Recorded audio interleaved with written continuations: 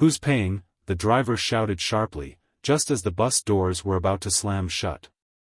People lowered their eyes in silence, and suddenly a thin girl stretched out a few crumpled bills. No one knew then that the man she helped was a millionaire. He only nodded, but his hands trembled as if from cold or nerves. Passengers started whispering again, and the girl felt his heavy gaze on her. He seemed ready to say something but held back. In his eyes there was more than a simple, "thank you." That same evening this man was supposed to decide the fate of a deal that would affect hundreds of people. And now he faced a different question: why had this stranger stepped forward when everyone else turned away? He couldn't imagine that she might become the key to a very different story. The bus rattled forward, jolting through potholes. He clenched his jaw, staring at the window, but his eyes kept darting back to her reflection in the glass. She sat quietly, clutching her worn bag, trying to disappear from the curious stares around her. Yet every gesture screamed of someone carrying a weight far heavier than a few coins. "Why did you do that?" he asked suddenly, his voice low but urgent. She turned, startled, her lips parting as if to answer, but no words came. The bus screeched again, passengers muttering in irritation, and the question hung between them like a challenge. At the next stop, two men in suits stepped on. They scanned the bus, exchanged a quick glance, then fixed their eyes on him. He stiffened, gripping the seat in front of him. The girl noticed his knuckles whiten, though his face remained unreadable. Who were they? Why did their eyes burn with such hostility? "You shouldn't be here," one of them muttered, barely audible, but the words sliced the air. The man gave no reply, only pressed his lips tighter. The girl shifted uneasily, sensing danger she couldn't name. The ride felt endless. Every bump, every stop was a test. The two strangers stood silent, watching, their presence heavy, while he avoided their gaze. Only once did he lean slightly toward her, whispering, "Don't say a word if they ask you anything." Her chest tightened. Why would anyone ask her? What had she stumbled into? The bus braked again. The suits moved closer. One of them grabbed the railing near his seat, bending slightly. "It's tonight, you know that," he said through clenched teeth. "And if you don't deliver, you'll regret ever stepping on this bus." The girl froze, staring at the floor, but every muscle in her body screamed to know, deliver what? Why tonight? And why did she suddenly feel that, somehow, her small gesture had tied her fate to his? The bus lurched again, passengers swaying. The two men in suits stood firm, their presence suffocating. He finally lifted his head, eyes locked on them, and spoke with quiet steel. "Not here." The words were short, final, yet full of warning. The girl's heart thudded. She could sense the weight behind his voice, but no one else seemed to notice. The driver barked something about tickets, but the suits ignored him, leaning even closer. One of them tapped his watch. "You're out of time." For the first time, he acted. He rose abruptly, gripping the overhead bar, towering over them. "Then we change the place," he said, voice louder now, enough for the whole bus to hear. Murmurs rippled through the passengers. The girl shrank into her seat, but his eyes flicked back to her, almost an unspoken signal, "Stay alert." The bus screeched to a halt at the next stop. Doors hissed open. The men didn't move, but he did. He stepped into the aisle, his decision clear. The girl gasped when she realized, he was getting off. Without thinking, she clutched her bag and followed, as if something stronger than reason pulled her after him. Cold evening air rushed around them. Cars roared by, neon lights flashing across wet pavement. He didn't look back, striding fast toward the corner. The two men spilled out of the bus behind them, shadows stretching under the streetlights. The girl froze for a second, caught between safety on the bus and the unknown outside. Then, trembling, she stepped down. "Go home," he said sharply when she caught up. It wasn't anger, it was fear disguised as command. She shook her head. Not after that. Her voice cracked, but it held a stubborn edge. For a moment, something flickered in his eyes, surprise, maybe even respect. A sudden screech tore through the street, brakes screaming. A black car swerved, stopping inches from the curb. The back door opened. Another man inside motioned urgently. The suits behind them quickened their pace. The tension snapped tight. He looked at the girl, jaw clenched.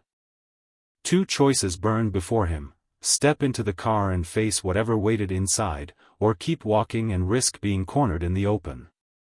For the first time tonight, he had to choose in plain sight of someone who shouldn't have been part of this at all. "Stay behind me," he muttered, taking a step toward the car. The girl's breath caught. Whatever game this was, she was already inside it, and there was no way back. The car door stayed open, waiting like a silent command. He hesitated only a second before moving closer, shielding the girl with his body. The two suited men were nearly on them now, their voices rising with urgency. Inside, now, one barked. The tension pressed against the night air, heavy and electric. He gripped the door frame but didn't enter. "Names first," he snapped, forcing his tone steady. The man inside gave a crooked smile, producing a small black folder. "You already know who we represent. What you don't know," he paused, eyes flicking toward the girl, "is how exposed you've just made yourself." The girl stiffened, clutching her bag tighter. Exposed? What did that mean? Her instincts screamed to run, but her feet stayed planted. The millionaire's hand flexed, as if weighing whether to grab her and leave or face what waited in the car. In that heartbeat, another voice cut through the night. "Michael." A woman's call from across the street. Heads turned. A figure hurried from the shadows, a middle-aged woman in a dark coat, her face pale with urgency. She ignored the suits completely, rushing straight toward him. "Don't go with them," she urged breathlessly. "Not after what happened yesterday." The girl blinked. Yesterday? Her chest tightened. Whatever storm he was caught in had already broken before this night began. Michael's jaw clenched. He caught the woman's arm just as one of the suits stepped closer. "That's enough," the man growled. The street was no longer just a confrontation, it was a battlefield of choices. The stranger in the car, the two suits pressing in, and now this woman with warnings about something left unsaid. Michael finally shoved the car door shut with a slam. "We walk," he ordered, gripping the girl's wrist. They turned sharply down an alley, the woman in the coat falling in step beside them. The city noise faded, replaced by echoing footsteps and the hiss of distant traffic. "You shouldn't have interfered," he muttered to the woman, fury and fear tangled in his tone. She shook her head. "And you shouldn't drag her into this. She has no idea what you're holding." The girl's pulse hammered. "What he's holding?" Her eyes darted to his jacket pocket, where the outline of the black folder seemed visible even beneath the fabric. A shout echoed behind them, the suits giving chase. Michael stopped abruptly, pressing them both against the wall. "No more running," he said through gritted teeth. For the first time, he looked like a man ready to fight back.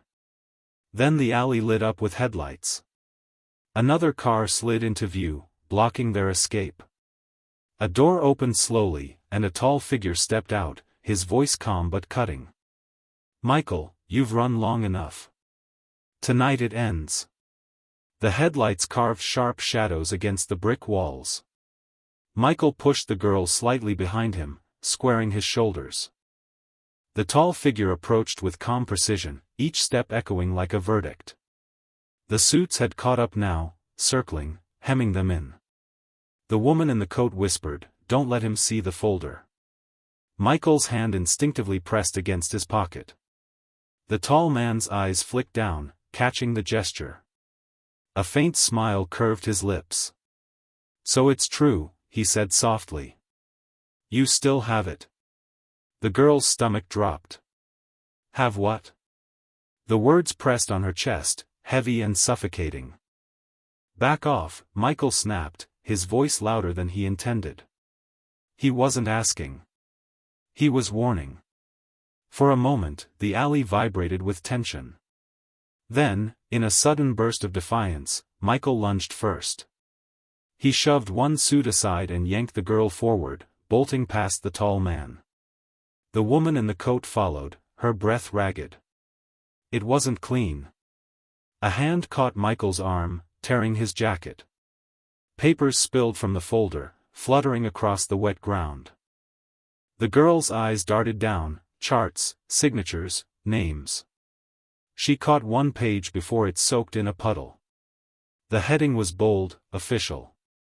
But before she could read it, Michael ripped it from her grip, stuffing it back into his jacket. "Not now," he barked. Somehow, against the chaos, they broke free into the street. A horn blared, a driver cursed, and Michael shoved the others onto the sidewalk. For a moment, just a moment, they had space. It felt like a victory, until the woman grabbed his sleeve. "You can't keep running. If they catch you with those documents, it's over." Michael stopped, chest heaving, sweat streaking his temple. His eyes burned with something more than fear, determination, maybe even rage. "Then we don't let them catch us," he said, jaw set. His decision was final. But the girl noticed something the others hadn't. In his haste, he dropped a single sheet of paper. She bent to snatch it, but headlights swept the corner again. Another car was approaching fast. Voices shouted. The chase wasn't over, it had only just begun. And as the girl stuffed the wet page into her own bag, she realized one thing: whatever truth Michael was hiding, she now held a piece of it. The page in her bag felt like it burned through the fabric. She wanted to look, but the roar of the car bearing down left no time. Michael grabbed her wrist again, pulling her into a narrow side street. The woman in the coat stumbled behind them, her voice breaking. "They won't stop tonight. You know that." Michael's breath came sharp and ragged, but he never slowed. "Then we make them stop," he growled. The girl's heart pounded. She had no idea where he was taking them, but every step seemed like a decision between survival and capture. They reached a metal gate, chained shut. Michael rattled it, cursed, then climbed, hauling himself up with desperate strength. He reached down for her hand. "Come on." She hesitated, the sound of engines closing in. One choice: climb after him or freeze and be swallowed by headlights. She jumped, scraping her palms, and he pulled her over just as tires screeched behind them. They landed hard in a deserted yard, the stench of oil and rust filling the air. For a moment, silence. Then the woman hissed, "You can't keep dragging her into this." Michael spun, fury flashing. She made her choice the moment she stayed. His voice cracked with something more than anger, maybe guilt. The girl swallowed hard. "Then tell me what this is," she demanded, trembling but defiant. Michael looked at her, eyes blazing, but said nothing. Instead, he turned toward the dark warehouse ahead. Inside. Now. They slipped into the building, shadows swallowing them. Broken windows let in streaks of light. Michael slammed the door shut and leaned against it, his chest heaving. For a second, the walls of steel and silence felt like safety. Then the sound came, footsteps echoing from the far side of the warehouse. Not cars this time. Someone was already inside. Michael's shoulders stiffened. He motioned for silence, but the girl felt her body tremble. She slipped her hand into her bag, fingers brushing the damp page. Whatever was on it, she suddenly knew, might matter more than even Michael realized. And when the footsteps drew closer, a voice called out, calm and deliberate, "Michael, you're not the only one with secrets tonight." The voice echoed through the warehouse, calm but sharp, every word cutting the silence. Michael stiffened, his breathing heavy, sweat glistening on his brow. "Show yourself," he demanded, his voice steady though his body trembled with exhaustion. From the shadows, a man emerged, not in a suit, but in work clothes, his boots leaving prints in the dust. His eyes went straight to Michael's jacket. "You still have them," he said, not even hiding it. "After everything, you held on." The girl felt her throat tighten. "Them?" Her fingers brushed the damp page in her bag. Could that be part of it? Michael's jaw tightened. He tried to stand tall, but his movements were slower now, the adrenaline fading. "You think you can stop all this by running?" the newcomer continued. "You're bleeding out time, Michael. Everyone knows it." His eyes flicked toward the girl, then to the woman in the coat. "And dragging them along, was that your plan, or your mistake?" Michael finally snapped. "They don't matter. This ends with me." His voice cracked, betraying the strain. He pulled the folder halfway from his jacket, holding it up like a weapon. "You want answers? You want proof? Fine. But not here." The girl's heart pounded. For a split second, she glimpsed the papers inside, names, signatures, a government seal at the top. The words blurred, but one phrase caught her eye before Michael snapped it shut: proposed acquisition agreement. The stranger stepped closer, lowering his voice. "That agreement is the noose around your neck. And you know it." Michael staggered back, leaning on a broken crate for balance. His face was pale, lips tight, but his eyes burned with defiance. "If it's a noose," he rasped, "then I'll choose when it tightens." The footsteps of the suits outside grew louder, banging on the doors. The girl's pulse raced. Michael was running out of strength, out of places to hide. She wanted to shout at him to stop, to explain, but her voice stuck in her throat. The warehouse door groaned under the pressure. Michael turned, sweat dripping, his body visibly weakening. Still, he squared his shoulders, forcing the words out through clenched teeth. "We end this, on my terms." And then the door burst inward with a crash, light flooding the warehouse, and shadows of more figures storming in. The warehouse doors slammed open, boots pounding on the floor as more men poured in. Michael spun, raising the folder like a shield. But before he could act, the man in work clothes suddenly stepped aside and barked, "He's here. Take him." The betrayal hit like a blade. Michael froze for half a second, his face twisting with rage. "You," his words cut short as two suits lunged, wrenching his arms back. The folder slipped from his grasp, scattering across the concrete.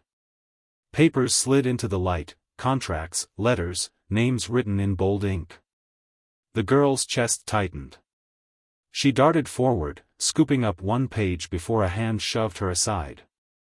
"Stay out of this," one of the men snarled. Michael fought, straining against their grip, but his strength was nearly gone. A fist struck his stomach, folding him over. The sight ripped through her like fire. This wasn't some untouchable millionaire anymore.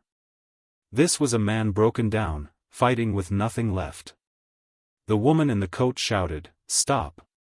You'll kill him." She grabbed one of the suits, clawing at his sleeve, but was thrown to the ground. Michael tried again, lifting his head, eyes locking on the girl. "Don't, let go of it," he gasped. She looked down at the page in her trembling hands. Her eyes caught the heading, "Board Resolution, Immediate Transfer of Assets." The words made no sense, yet she knew instinctively it mattered. And in that moment, a surge of defiance lit inside her. She hid the paper in her bag just as one of the men turned toward her. "What's in your hand?" he barked. She shook her head, stepping back, fear clawing at her chest. For a second, it looked like they would drag her down too, but a sudden crash of glass shattered the tension. From above, a window burst, shards raining down. Someone outside had thrown a heavy brick through the pane. The men flinched, ducking. Michael used that sliver of distraction to wrench free, shoving one guard into another. His body staggered, his face pale, but he managed to drag himself upright. The girl ran to his side, catching his arm. He was barely standing, breath ragged, but his eyes still burned with will. "Not finished," he whispered, voice shaking but unbroken. Before they could move, headlights blazed through the broken windows, sweeping across the walls. Engines roared outside, louder than before. More vehicles. More men. Michael's lips tightened, his voice hoarse. "If they're here already, then someone bigger wants this tonight." And the girl's heart sank as she realized, the real danger hadn't even entered yet. Engines thundered outside, the warehouse trembling with their weight.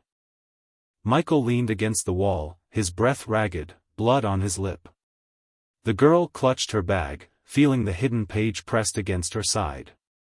The suits regrouped, snarling orders, but none dared move just yet, waiting for something, or someone, larger to arrive. Michael wiped his mouth, straightened with effort. His voice cracked but held command. "We're not waiting for them to decide." He looked at the girl, then the woman in the coat. "We move now." "But where?" the woman hissed. "You're cornered. They know every exit." Michael's eyes darted to the scattered documents still on the floor. He bent, scooping up what he could, ignoring the ache in his ribs. One sheet slipped free, sliding near the girl's foot. She glanced down and froze. Across the top, bold letters read, "Acquisition of Regional Transit Authority." And beneath, a list of store chains, shipping routes, food suppliers. Her heart raced. It wasn't just numbers, it was the lifeline of entire neighborhoods. Why was he holding this? Why would anyone fight so viciously for it? Michael saw her expression, then yanked the page from the ground before she could speak. "Don't," he rasped. "Not here. Not now." His tone was final, but his eyes betrayed something else, fear that the truth would undo more than any of them were ready for. A shout came from outside. Heavy boots marched closer. Michael glanced toward the far end of the warehouse, where a rusted service tunnel cut beneath the floor. He hesitated only a heartbeat, then pulled the cover aside. "We go down," he said. The woman balked. "That's suicide." Michael shook his head. "It's the only way out they won't expect." His decision was made. He climbed first, wincing as his body strained, then reached up for the girl. Her pulse hammered as she took his hand, slipping into the darkness after him.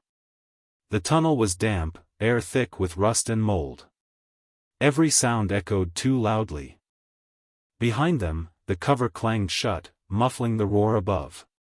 Michael stumbled forward, leaning heavily against the wall but refusing to stop. The girl whispered, "Why risk this? Why not give them what they want?" Michael halted, his silhouette sharp in the dim light. He turned just enough for his words to reach her. "Because if they get it, everything collapses. Not just me. Everyone." Before she could ask more, a metallic click snapped through the tunnel. A red beam of light cut across the darkness, sweeping toward them. Someone was already waiting inside. The red beam sliced through the tunnel, steady and deliberate. Michael shoved the girl behind him, chest heaving, every breath painful.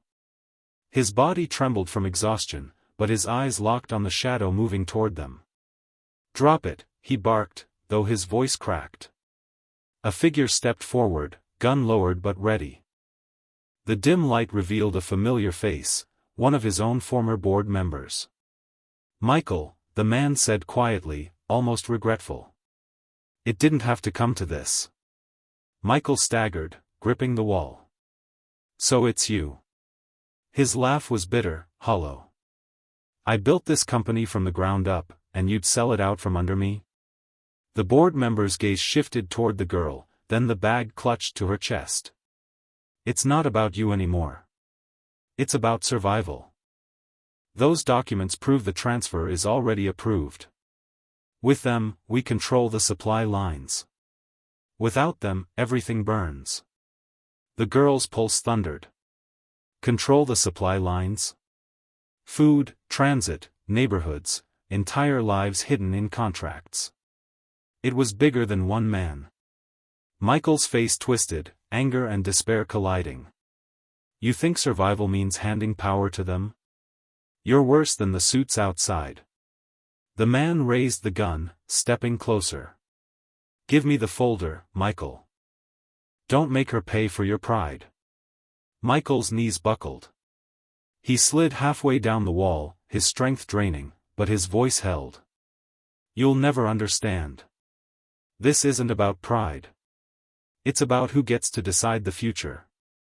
The woman in the coat pulled the girl back, whispering fiercely, run if you have to. Don't let them take that page. But the girl couldn't move. Her fingers clenched tighter on the bag, the weight of paper suddenly heavier than her whole body. Michael looked at her, eyes raw with urgency. If I fall, you carry it. His words cracked like a vow, binding her to a battle she never chose. Before she could answer, the tunnel shook with a deafening boom, the entrance collapsing behind them. Dust choked the air, screams echoing from above. The board member stumbled, lowering his gun just long enough for Michael to lunge, driving them both to the ground. The folder ripped free, sliding across the wet floor toward the girl's feet. She bent instinctively, and froze.